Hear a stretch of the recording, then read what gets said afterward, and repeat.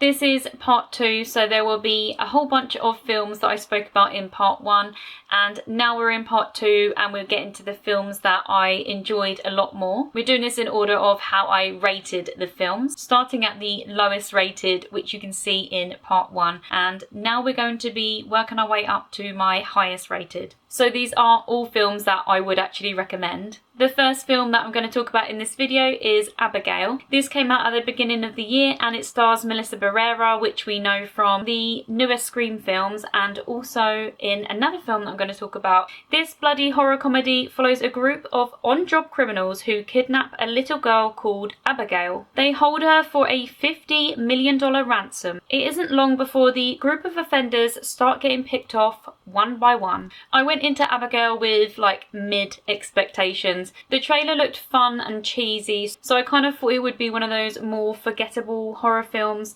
It was definitely better than I anticipated, but it is also one that I really couldn't see myself going to rewatch. The overall plot is simple and uncomplicated, but original. I think the most memorable aspect of this film for me was the gore. Although I am surprised that the age rating isn't a little bit lower, because I don't really think the gore pushes it that far. There is just a lot of blood, which I really enjoy as an aesthetic in horror films. Melissa Barrera and Catherine Newton were definitely my favourites, and to see them together in a horror film was such a good experience. I really hope we see some more horror films where these two get to work together. I would say I do think 20 minutes could have been cut off the runtime, as it did drag a little bit in areas. The next film is another 7 out of 10 for me, and that is A Quiet Place Day 1. This is the third instalment in the Quiet Place franchise. This is quite different from the other two because this follows some other characters. In this film we get to see how it all began. A woman called Sam and her cat Frodo find themselves trapped in New York with some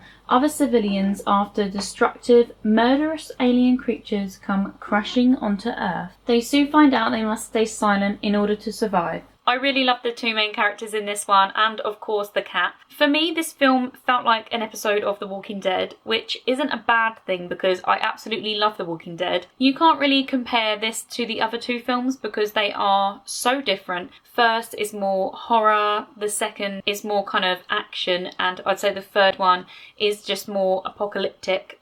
I think my favourite is probably still the first one in the franchise though, although I guess it kind of depends on what I want to watch because they are so different. The next film is Stop Motion, and this is another 7 out of 10. This was one that went straight to Shudder, I do believe, and it's really cool because some of it is actually done in stop motion. Stop Motion follows a stop motion artist struggling with the loss of her mother, causing a lapse in her sanity. I think for me, I just wish there was more moments with the stop motion because I felt like they could have done a lot more with that. It was still a really interesting watch and I did find it really entertaining, but I do think this is one that I probably would maybe forget about. The last film that I rated 7 out of 10 this year was Tarot. A group of friends decide it would be fun if one of them did readings for each of them with some tarot cards that they found. Little did they know the deck is cursed, unleashing a series of deaths from nightmarish creatures identical to the ones on their chosen cards. This film gets a lot of hate, and I do understand why people may not be the biggest fans of this film because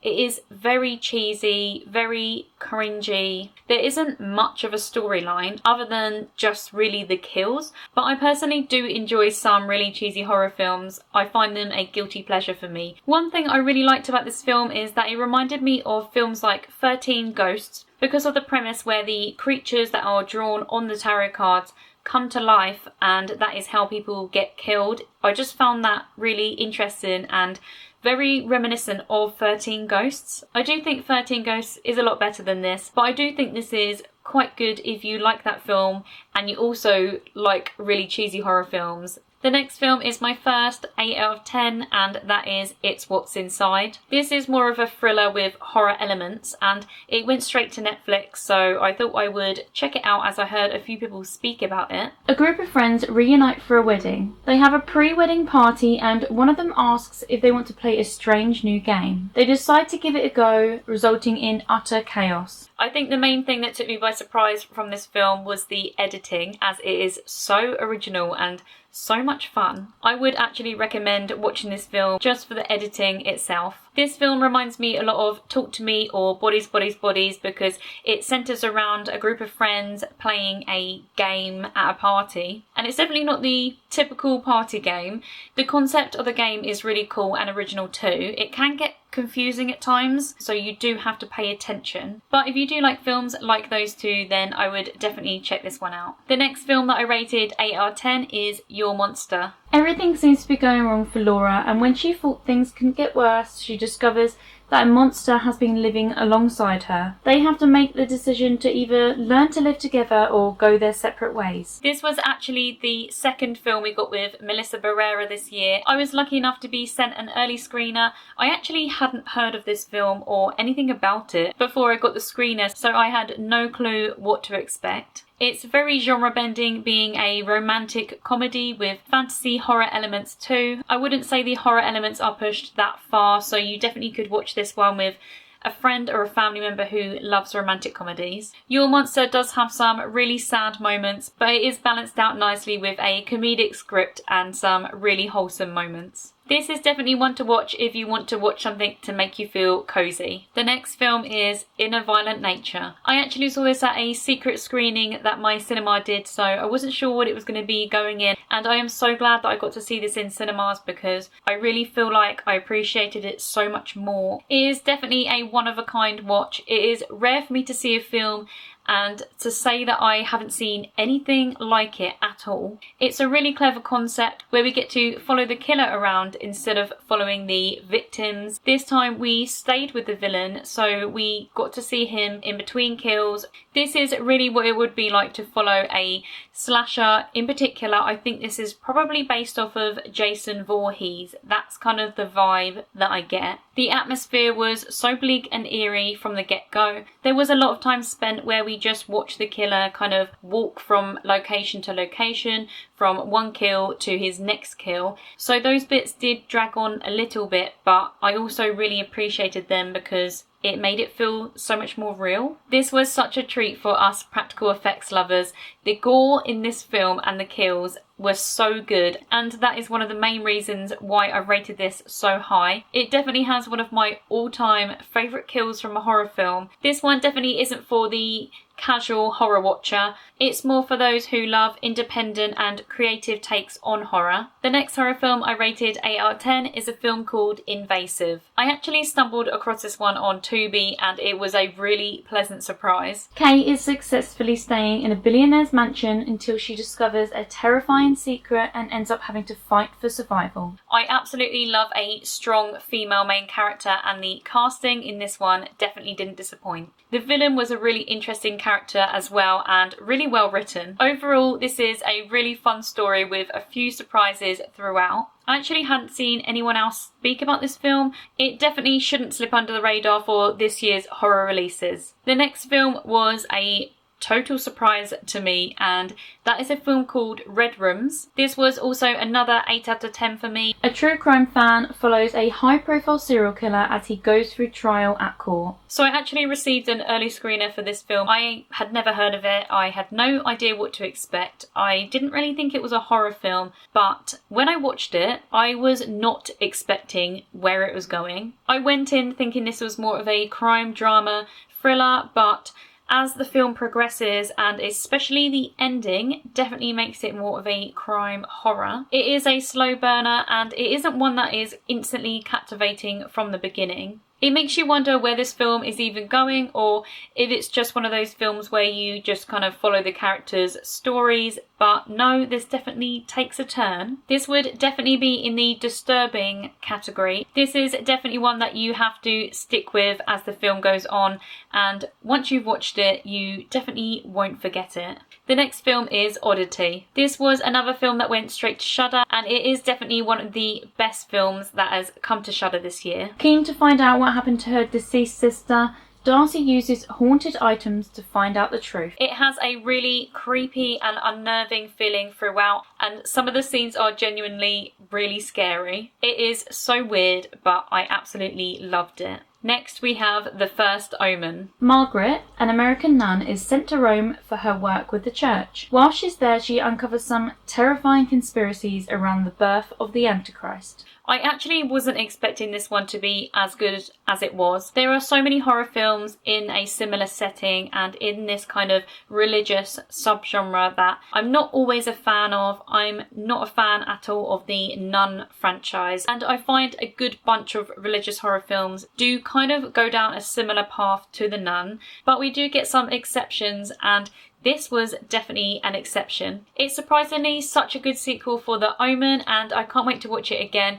I feel like maybe even on a second watch I will probably love it even more. The next film is The Coffee Table. This is another Shudder release. This is a really disturbing film, so just a heads up. I was so shocked, especially going in without knowing anything, which I don't recommend, especially if you can be sensitive on any subjects, then definitely look up triggers for this one. The way that emotion is shown by the main character was honestly such an incredible performance. You kind of feel like you're going along this journey of this awful experience with him. This is definitely not a film that's going to leave you feeling happy. It does centre around grief, despair, death, and a whole lot more. The Coffee Table follows a husband, wife and their new baby as they are at a furniture store looking to buy a new coffee table. The salesman ends up convincing them to buy this specific coffee table, and once they took it home, a really awful, tragic event happens surrounding the coffee table and their lives will never be the same again. The last horror film that I rated 8 out of 10 was Smile 2. Sky Riley is a global pop star who has just planned her comeback after taking some time off due to a tragic event. Just as she thought her life was going to get back on track, she witnesses a horrific death, leaving her cursed and spiralling out of control. I'm a massive fan of the first Smile film. It is one of the few films that does actually genuinely terrify me. I love a film that's based around a curse. Because I loved the first one so much, I was really looking forward to watching the second one. I did really enjoy this installment. I found it a little bit predictable and didn't love it as much as the first one, but I do feel like it is a really solid horror entry, and I have rewatched it since and I still thought it was really good. My first film that I've rated a 9 out of 10 may be a little bit of an unpopular opinion, but I will explain why, and that is Sting. A young girl finds a spider in her apartment building and decides to keep it as a pet. Little does she know that this spider will rapidly grow in size and cause havoc in the building. I do feel kind of alone in loving this film. I know wacky creature features aren't for everyone, but for me it was so reminiscent of 80s wacky horror films. It's so cheesy, campy, over the top. There was never really a boring moment for me. I feel like it's so aware of itself being over the top, and there is such a playful and jokey element to it. If you also love this film, then please do let me know. I think it deserves so much more recognition, and it's so much fun for a silly, wacky creature feature. My next film is Maxine. Following on from the events of X, Maxine Minx comes to Hollywood to make her big acting break. But while she's there, the Night Stalker is on the loose and she must face some demons from her past. This is the third installment in the X trilogy. I'm a massive fan of the other two films, so as soon as we found out that it was going to be a trilogy, I was so excited about this film and had been anticipating it ever since I heard the news. Pearl is my favourite out of the trilogy, but I do really enjoy them all. I loved seeing Kevin Bacon in this. His role worked really well and it was so much fun. The director, Ty West, never misses when setting a film around a certain decade. The aesthetic of his films always fit perfectly with the years that it's supposed to be set in. I would say this film is more of a crime thriller horror. All three films in this trilogy are very different, with X being more of a sleazy slasher, Pearl being more of a descent into madness, and then this one being more crime focused. The next film is Terrifier 3. After the unforgettable events of Terrifier 2, Sienna and her brother are trying to rebuild their lives around Christmas time. Unfortunately, Art the Clown is nowhere near done, causing bloody mayhem. I have actually already done a whole video on this film, so I won't talk too much about it. I did really enjoy this entry to the Terrifier universe. I think it's really fun to have these types of films set on different holidays because it just adds another little novelty to the films. Next up we have Lisa Frankenstein. A misunderstood teenage girl accidentally reanimates cremates the corpse of a young man. They end up growing very fond of each other, but after a series of unfortunate events, the two land themselves in some trouble. This is more funny, light-hearted and over the top, but it still does have some really good horror elements. This would make a great double bill with either May or Frankenhooker. The next film is Immaculate. An American nun moves to the Italian countryside for her work with the church, but little did she know that this new convent harbours some dark secrets. Although I hate to compare them, this film does have a lot of similar elements to The First Omen, with the setting, religion, nuns, a similar storyline about pregnancies. But I do actually prefer this film out of the two. I do absolutely love them both. The performance by Sydney Sweeney was incredible. She was perfect for this role. The ending was absolutely insane and unexpected. Very disturbing but very impactful. Next we have Heretic. Two Mormon girls are visiting the homes of people who have shown interest in joining their religion. They stop off at a man's house who invites them inside, insisting that his wife is present in the house. Once they are inside, they soon realise that this man has more sinister plans for the girls. I do also have a video on this film, so if you want to find out more of my thoughts, then you can watch that. I do personally really love films where people are trapped in a house or just trapped in general, and I really like films that are kind of like a reverse home invasion. I feel like I have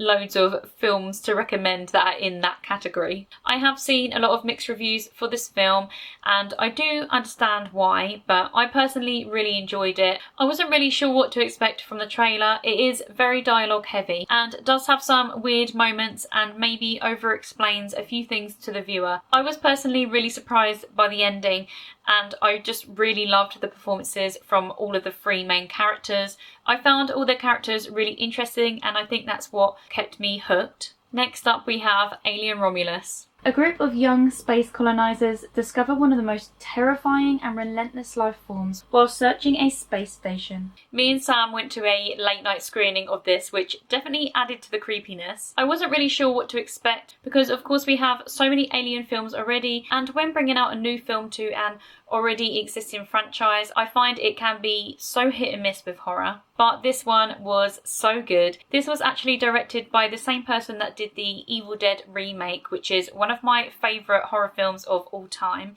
I felt like he really ramped up the horror elements with this one, especially the ending was absolutely terrifying. Another film that I've rated a 9 out of 10 this year is a film called Milk and Cereal. I was actually told about this one from a friend. It is by a smaller director, so has a lot smaller production than most of the films on this list. It's actually a film that was uploaded straight to YouTube, so you can watch it for free here. It is a found footage type of horror film that follows a group of YouTube pranksters. They are always trying to one-up each other until one day the pranks go wrong and nothing will ever be the same again. This also has some nice little twists and turns. It's only an hour long and it's so well done for a small production. I really love finding smaller directors, especially when they make films in a found footage style, because I always say that with found footage you don't need a massive production or a massive budget to make a decent film. Next up we have a film that technically comes out next year for the UK, but I got to see an early screening, and that is Nosferatu. A woman is haunted by dreams and visions of a vampire who is obsessed with her. Her husband is concerned but must make a work trip for his job as an estate agent. I have just done a video all about this film, so if you want to know my thoughts then I definitely suggest watching that. I was so excited to see this film, especially as I really love Robert Eggers' previous work. The next film we have is Late Night with the Devil. Evil is unleashed to the public through the televisions of everybody watching a late night talk show that goes horribly wrong. We actually went to a really cute small local cinema to watch this one, as it wasn't out in any of our bigger cinemas, but I am really glad about that, as it was a really nice experience to go to a more independent cinema. I absolutely love the aesthetic of this film. It's set in the late 70s on a late night talk show. Visually it is absolutely stunning. It definitely captures the decade with the set design, the costumes, and even how it's filmed. I really like that it is found footage, but it is just like you are watching the programme. We are now on to my top 3 films, so Well done if you've watched this far. So coming in third is Strange Darling. Things aren't what they seem as we go through the chapters of the events of a deadly one-night stand. This stars Kyle Gallner, and his performances are always top tier in horror films. This is definitely one of the most underrated films of the year. I have heard some people speak about it, but it's definitely not getting the hype it deserves. This was such a wild ride. It is so original. I really haven't seen anything like it. I feel like I've said that a few times in this video, but maybe 2024 is the year for some really original concepts in horror. I love how it is set out in chapters, but the chapters aren't in a linear order. The tone shift is very reminiscent of Barbarian, and it is absolutely full of twists. This is definitely one I could see myself watching over and over. Coming in second at a 10 out of 10 rating is Longlegs. Lee Harker is an FBI agent trying to solve a cryptic occult serial killer case. She finds herself face to face with the killer and realises that the answers may be more personal than she could have ever thought. This stars two of my all-time favourite actors, Nicolas Cage and Micah Monroe. Both of their performances in this were absolutely incredible. Nicolas Cage as Longlegs is absolutely terrifying. He is so creepy. He really does deserve an award for his performance. He has prosthetics in his face, so it's hard to even tell that it is him,